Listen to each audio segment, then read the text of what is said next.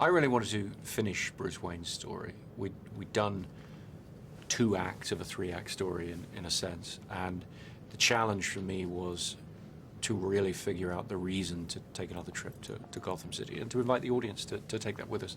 Once we'd really figured out where our story went, where it wound up, what Bruce's conclusion is in a sense, then it became something I had to do and really wanted to show to the world. And that's what we've done, and that's where we are.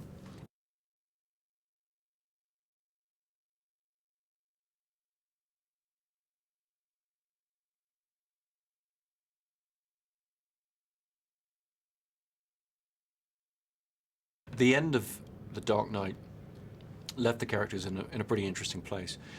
I felt very strongly we're trying to make one unified story here, so it's not another episode and not another Batman episode, if you like.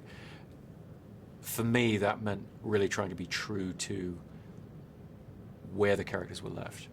And Bruce Wayne, as Batman, has made a rather large sacrifice at the end of The Dark Knight. For that to mean something, he really has to have succeeded, in a sense, in his mission. He has to have a Gotham that, at least superficially, doesn't need Batman anymore. And that leaves him frozen, in a sense. And the 8-year period is about showing that he's retired, in a sense. He's hung up his cape and his cowl, but he hasn't been able to move on. He's stuck. And the jumping off point for the story really is, how can this person who has become disconnected, who is in a sort of self-imposed exile from society, how can he reconnect with life?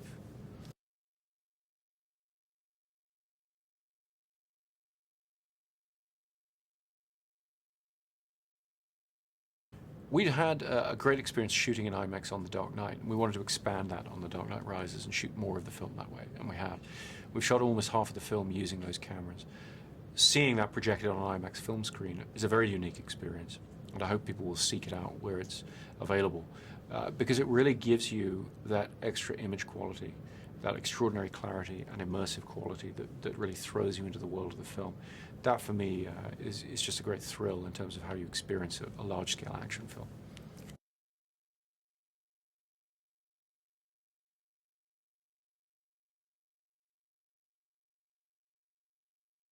Well, there are a couple of people in the film, Marion Cotillard and Joseph Gordon-Levitt, who I'd worked with in Inception, who I really wanted to work with again because they're just incredible talents.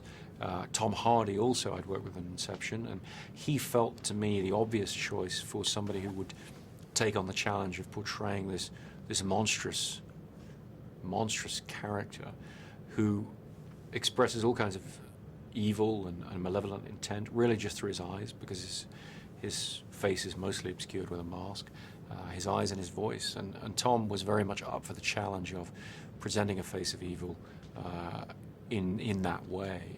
And I think what he's done is going to be very threatening to audiences in a way they're not used to seeing.